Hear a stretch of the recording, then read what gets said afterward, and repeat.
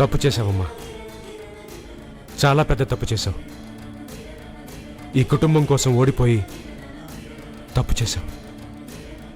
ఆరాధనలో అంకిత భావం కావాలి, తపస్సుకి ఏకాగ్రత ఉండాలి. ఈ మమతానురాగాల్ని వదిలేయాలి. అప్పుడే తపస్సు ఫలించేది. గొప్ప అవకాశాన్ని చేజార్చుకున్నావు. నీకు నువ్వు తగ్గి ఈ ఇంట్లో వాళ్ళ కోసం నువ్వు బందీవైపోయావమ్మా. నువ్వు చూపించే ప్రేమానురాగాలకి సంతోషించాలో లేక మంచి అవకాశాలను నువ్వు కోల్పోయినందుకు బాధపడాలో అర్థం కావట్లేదమ్మా. ఏదైనా భగవంతుడి నిర్ణయం గురువుగారు. ఏది ఎలా జరగాల్సింటే అలా జరుగుతుంది. నచ్చ చెప్పాలని చూడకమ్మా. ఇది నీ స్వయంకృత అపరాధం. అపకారంగా భావించడం లేదు. ఆరాధనకు అవకాశం నా అదృష్టం అనుకుంటున్నాను. ఇప్పటికైనా నా గురువుగా కీర్తి మీ సొంతం చేసే వెళ్తాను. ఈ ఒక్కసారికి నన్ను క్షమించండి, క్షమించండి గురువుగారు. అయ్యో చూడమ్మా, విద్వత్తు సరస్వతి కటాక్షం. ఈ పోటీ ప్రపంచంలో నెగ్గుకు రావడం ఆ అమ్మవారు మనకిచ్చే అవకాశం. తగ్గినా తక్కువ చేసుకున్నా నష్టపోయేది మనమే. నష్టపోకూడదని, మీ వాత్సల్యం దూరం కాకూడదని ఆగాను. మన్నించండి గురువుగారు. ఆ పీఠాధిపతుల్ని మెప్పిస్తాను. వారి ఆశీస్సులు, మీ అభినందనలు అందుకుంటాను.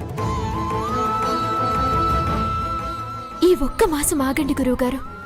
తర్వాత అన్ని వసంత మాసాలే.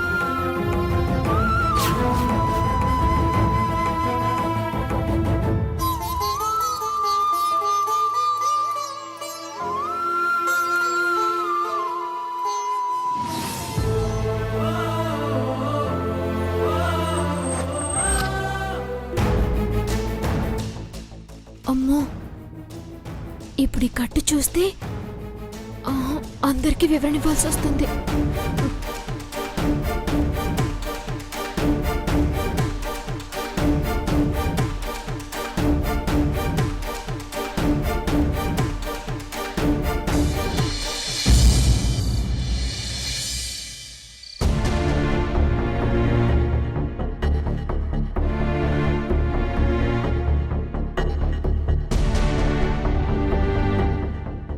వచ్చావే?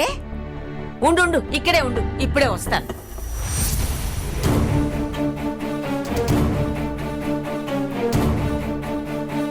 ఇటు తిరుగు, తిరుగు. ఇరుగు దిష్టి, పొరుగు దిష్టి, సభకు వచ్చిన వాళ్ళందరి దిష్టి, ఊళ్ళో వాళ్ళందరి దిష్టి, చిన్నవాళ్ల దిష్టి, పెద్దవాళ్ల దిష్టి, ముఖ్యంగా ఆ దరిద్ర మొహంది వసంత దిష్టి అన్నీ పోయి నా బిడ్డ చల్లగా ఉండాలమ్మా. 100 ఏళ్లు చల్లగా ఉండాలి. ఉమ్మేవే. ఎందుకు? ఎందుకేమిటే? దిష్టి తొలగిపోయి ఆ ఇంట్లో పనిచేసే పీడ విరగడైపోయింది కదా, అందుకు. పని మనిషితనం పోయిందని ఎవరన్నారు? ఎవరో అనటమేంటే? నువ్వే కదా ఈ వారం పీఠాధిపతులు వస్తున్నారు, వారి ముందు పాట పాడి వారి దీవెన్లు ప్రశంసలు వస్తే ఇంకా ఆ ఇంటికి నీకు రుణం తీరిపోతుంది, పని మనిషిగా వెళ్లాల్సిన పని లేదు అన్నావు. రెక్కల ముక్కలు చేసుకుంటూ ఆ ఇంట్లో ఉచిత సేవలు చేసే పని తగ్గిపోయిందని చెప్పావు కదటే. స్వామివారి ముందు పాట పాడలేదా? వారు మెచ్చుకోలేదా? పోసేవు రుక్మిణి, ఇది మనల్ని ఉడికించడానికి ఎందుకు ఏమిటి అని అడుగుతుంది, అంతే కదా? ఉడికించడము లేదు, దడిపించడము లేదు. నేనసలు ఆ పీఠాధిపతుల వారి ముందు పాటే పాడలేదు.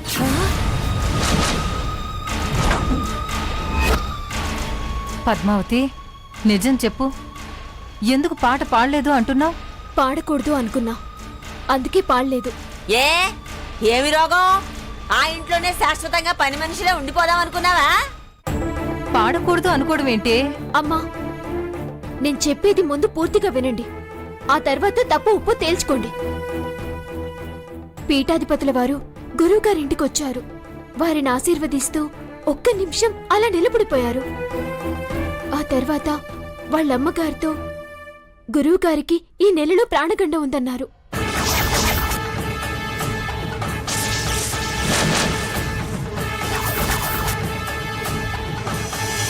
అమ్మా, బిడ్డను కీడు వెంటాడుతుంది.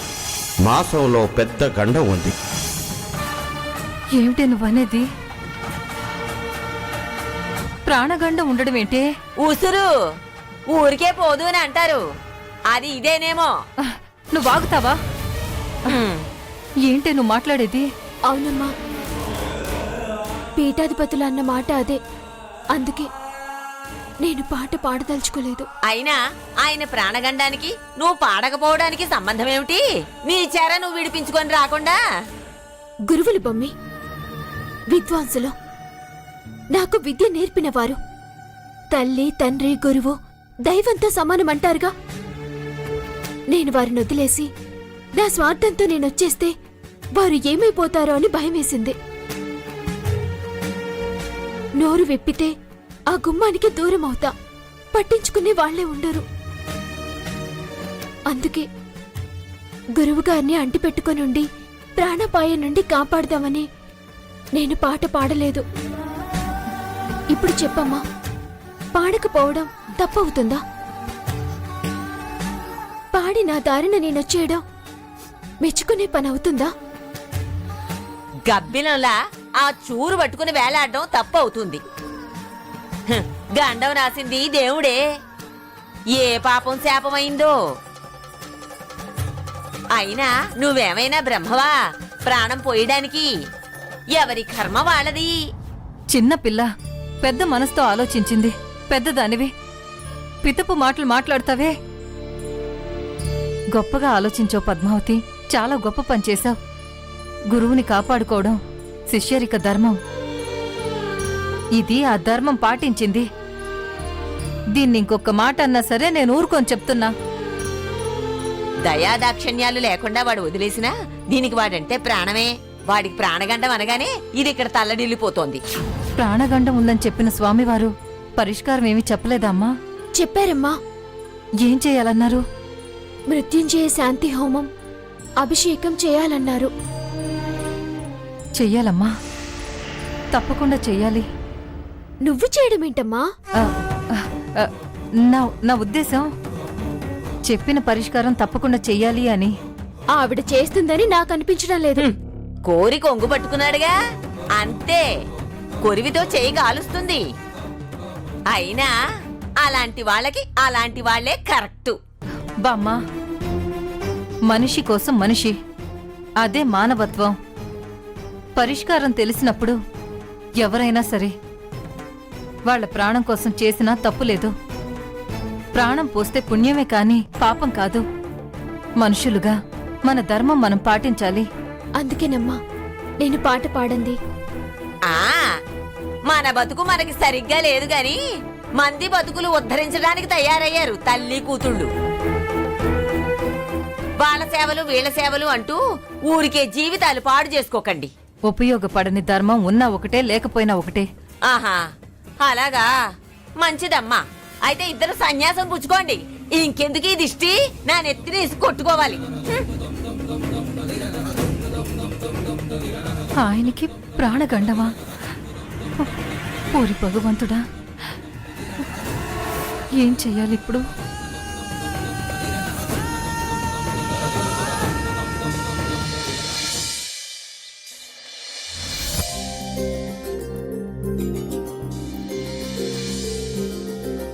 పద్మావతి, నీ శిష్యరికం కోసం డబ్బులు తీసుకున్నావు కదా, వెళ్ళి ఆండాలొదినికి ఇచ్చేసిరపో.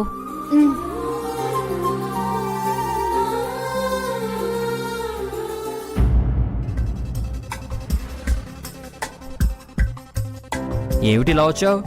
అత్తయ్యని కలవాలి. మళ్ళీ ఏం కంప్లైంట్ ఇవ్వడానికి వచ్చావు? హలో, నాకు వేరే పని లేదనుకుంటున్నావా? ఊరికే చాడీలు చెప్పేదానిలా కనిపిస్తున్నానా నీకు? మరి మా అమ్మ ఎందుకే నీకు? మా అమ్మకి అత్తయ్య 10,000 ఇచ్చింది, తిరిగిచ్చిరమ్మని పంపించింది. అమ్మ ఇంట్లో లేదు. లేదా? ఇందాకే కదా కనపడింది. అబద్ధం చెప్పాల్సిన అవసరం నాకేమిటే? కావాలంటే వెళ్ళి లోపల చెక్ చేసుకో. ఏం అవసరం లేదులే. సర్లే గానీ ఆ డబ్బులిటీ, అమ్మ వచ్చాకిస్తాను. నీకా? ఏ నీకా అంటున్నావు? లక్షల్లో పుట్టి పెరిగిన వాళ్ళం, వేలకు వేలు ఖర్చు చేసిన వాళ్ళం. ఏదో నీ దగ్గరే ఉండే ఖర్చు అయితే తర్వాత సర్దుబాటు చేయడం కష్టం కదా అని అడుగుతున్నాను. నమ్మకం ఉంటే ఇవ్వు, లేకపోతే లేదు. దీనికి నమ్మకాలు విశ్వాసాలు ఎందుకులే. తీసుకో. దొరికావే పద్మావతి. ఈ 10,000తో ఆట మొదలు పెడతాను. నిన్ను ముప్పతిప్పలు పెట్టిస్తాను. ఎంత వీలైతే అంత అవమానం చేస్తాను. నన్నే తిట్టిస్తావు కదూ నువ్వు.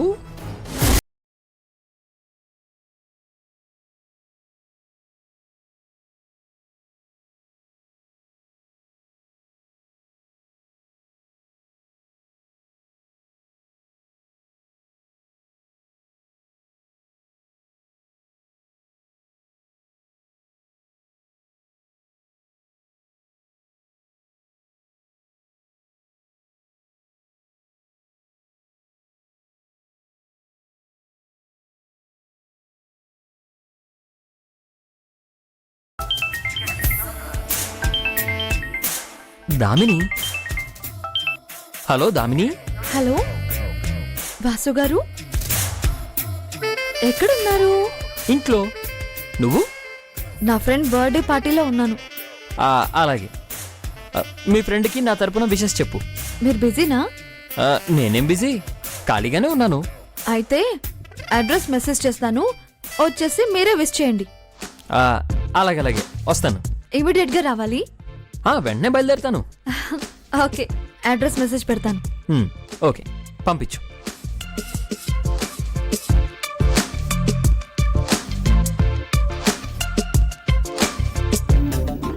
ఎవరే ఈ వాసు? ఎందుకే తొందరపడతావు? వస్తారుగా, చూద్దులే. ఎంజాయ్.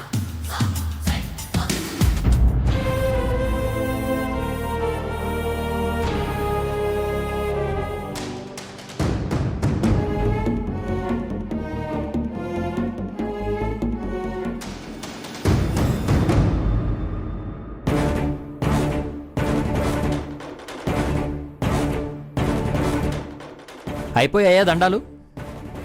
అయిపోయింది. ఈ డబ్బులు నీ దగ్గర పెట్టు. ఎందుకన్నయ్య? రే, అన్ని వివరంగా తర్వాత చెప్తాలేరా, నీ దగ్గరే ఉంచుకో. ఇదిగో, ఈ విషయం ఎవరికీ చెప్పొద్దు. చెప్తే నా మీద ఒట్టే చెప్తున్నాను. ఒట్టుదాకా ఎందుకులే, చెప్పనులే. సరే, దామిని ఫోన్ చేసింది. దామిని ఫ్రెండ్ బర్త్డే అంట. వెళ్దాం రా. నువ్వు వెళ్ళన్నయ్య, నాన్నగారికి తెలిస్తే తిడతారు. అంతే కదా, అమ్మకి చెప్పేసి వెళ్దాం రా. అమ్మా, అమ్మా. ఒరేయ్, మరీ పొద్దుపోయేదాకా ఉండకండ్రా, తొందరగా వచ్చేయండి. సాయంత్రం లోపు వచ్చేస్తామమ్మా. సరే, వెళ్ళిరండి. అత్తయ్య, నువ్వెప్పుడొచ్చావు? నేనెక్కడికి వెళ్ళానే రావడానికి? బావ నువ్వు లేవు, బయటికి వెళ్ళావు అన్నాడు. ఏమిట్రా శ్రీనివాసు? నేనా? అమ్మ బయటికి వెళ్ళిందని చెప్పానా? ఎప్పుడు చెప్పానే? అదేంటి, ఇందాక మా అమ్మ అత్తయ్యకిచ్చి రమ్మందని 10,000 పట్టుకొస్తే అత్తయ్య లేదు అంటేనే కదా ఆ డబ్బులు నీకిచ్చి వెళ్ళింది. ఏమిటి, 10,000 నాకిచ్చి వెళ్ళావా? ఎప్పుడిచ్చావు?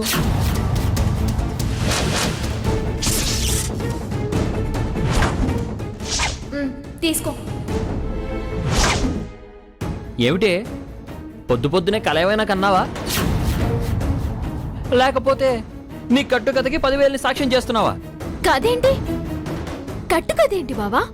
లేకపోతే ఏమిటే, 10,000 ఇచ్చానంటున్నావు? ఎప్పుడిచ్చావు? నేను నీకు ఇవ్వలేదా? అదే వద్దు. నువ్వు నాకు 10,000 ఇవ్వడం ఏమిటి? అత్తయ్య, నీకు బావ 10,000 ఇవ్వలేదా? వాడు నాకు 10,000 ఇవ్వడం ఏంటి? నేనే వాడికి ఖర్చులకు 500 ఇచ్చాను. ఏంటి బాబా ఇది? అదే నేను అడగాలనుకుంటున్నా. నాకు 10,000 ఇచ్చానంటావేంటి నువ్వు?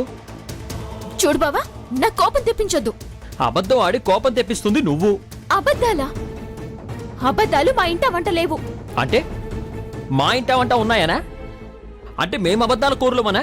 చూడమ్మా, చూడు ఎలా మాట్లాడుతుందో. నేను నీకు 10,000 ఇచ్చింది నిజం బావా. పచ్చి అబద్ధం. బావా, మర్యాదగా నిజం చెప్పు బావా. నేను నీకు డబ్బులు ఇవ్వలేదా? చెప్పానుగా, నువ్వు నాకేం డబ్బులు ఇవ్వలేదు. ఇవ్వలేదు, ఇవ్వలేదు, ఇవ్వలేదు. ఏమిటి మీద మీదకి వస్తున్నావు? కొడతావా ఏమిటి? నిజం చెప్పించడానికి ఏమైనా చేస్తాను. చెప్పు బావా. ఒసే, చెప్తున్నాను ఒసే, కదే. ఒసే. ఒసే పద్మావతి, అలా మగాడి మీద పైపైకి వెళ్తున్నావేమిటి? అసలు ఏమిటి మీ గొడవ?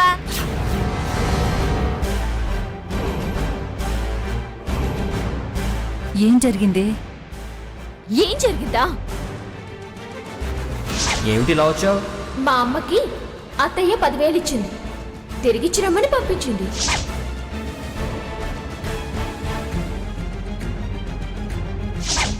అమ్మ ఇంట్లో లేదు. లేదు.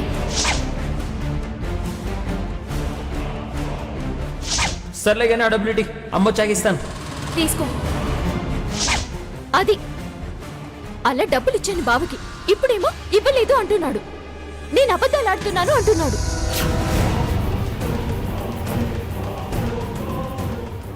శ్రీనివాసు, పద్మావతికి అబద్ధాలు ఆడడం రాదురా. అలా చెప్పత్తయ్యా. అంటే కన్న కొడుకుని నమ్మవా? నాకన్నా ఈ పద్మావతి ఎక్కువ. నేను అబద్ధాలు ఆడుతున్నానంటావా? ఆఫ్టర్ ఆల్ 10,000కి కక్కుర్తి పడ్డానంటావా? క్షమించండి బాబు, ఇదేదో పొరపాటు పడుంటుంది. నేను పొరపాటు పడ్డమేంటమ్మా? 10,000 నొక్కేసి బుక్క ఇస్తున్నాడు. పిచ్చి పిచ్చిగా వాగితే పళ్ళు రాలగొడతాను. చెవులు మెలేసి నిజం కక్కిస్తా. మెలివై చూస్తాను. ఆ మెలివై. ఆగరా శ్రీనివాసు. రుక్మిణి, పొరపాటు పడ్డా అంటున్నావేంటి? నా పొరపాటు ఏముందమ్మా? నువ్వు కాస్త ఆగవే, అది చెప్తుంది కదా, నువ్వు చెప్పవే. చెప్పత్తయ్యా. నేను దీన్ని 10,000 పట్టుకువెళ్ళి ఇమ్మన్నది నిజం. ఆ విను, అవిచ్చింది నిజం, నువ్వు నొక్కేసింది నిజం. నన్ను పూర్తిగా చెప్పనివ్వవే. నువ్వేమో ఆ డబ్బు మంచం మీదే వదిలేసొచ్చావు. ఏ ధ్యాసలోనో పడి ఇచ్చేశానంటున్నావు.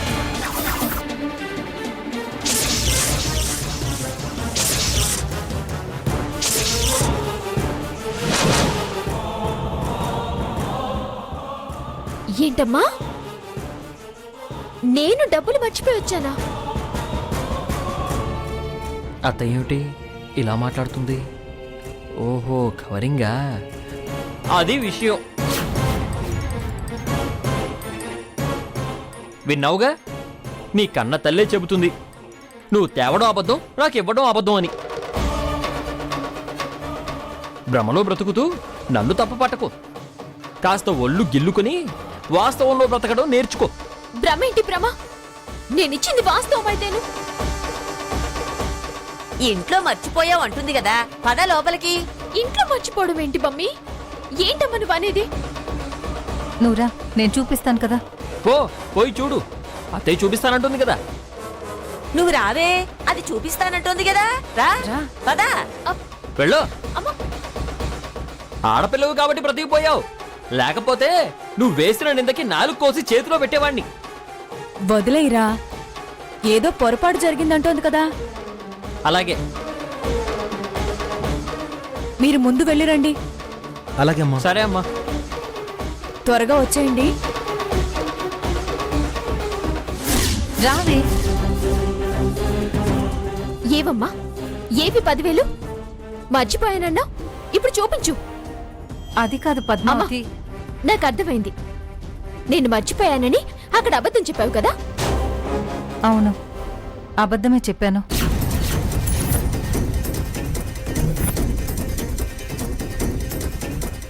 ఆయన గారిని రక్షించి నన్ను ఎదవం చేస్తావా అమ్మా? ఏం న్యాయమమ్మా ఇది? చూడు పద్మావతి, నేనిచ్చింది నిజమే, నువ్వు వాసుకిచ్చింది నిజమే. తనకేదో అవసరం ఉండి వాటిని వాసు వాడుకున్నాడు, అబద్ధం ఆడాడు. నువ్వు వాదించి నేను సమర్థించి గొడవ పెద్దది చేస్తే విషయం అన్నయ్య గారి దాకా వెళుతుంది, నిజం బయటపడుతుంది. అన్నయ్య గారు వాసుని చెడామడా తిడతారు, చెడామడా వాయిస్తారు. మనం కొట్టించిన వాళ్ళమవుతాం. వాళ్ళింట్లో ఉంటూ వాళ్ళనే కొట్టించటం పద్ధతి కాదు కదా. కూతుర్ని నన్ను పిచ్చిదాన్ని చేయడం పద్ధతిగా ఉందా అమ్మా? తప్పే ఉంది, మనలో మనం సర్దుకోకపోతే ఎలా చెప్పు? ఏంటి సర్దుకుపోయేది? 10,000 ఏమైనా చిన్న అమౌంటా? ఎన్ని నెలల కష్టమో తెలుసా? ఆహా, అద్దె లేకుండా ఎన్ని సంవత్సరాల నుంచి ఇంట్లో ఉంటున్నామో తెలుసా? అందుకని దొంగని సపోర్ట్ చేస్తారా? నన్ను అబద్ధపు దాన్ని చేస్తారా? నిన్ను అబద్ధం చెయ్యాలని కాదే. ఆయన గారిని రక్షించాలని దొంగగా నిలబెట్టద్దని అంటున్నావే, దాన్ని తప్పంటున్నాను. మేము ఒప్పనే అంటున్నాం. నేను తప్పుడు దాన్ని అవుతున్నాను కదా. మా మనసులో నువ్వేంటో తెలుసు. ఎందుకు అలా అనుకుంటావు? ఎలా అవుతావు? మీకు తెలుసు, కానీ అత్త ఏమనుకుంటుంది? తన మనసులో నేను చెడ్డదాన్ని కానా?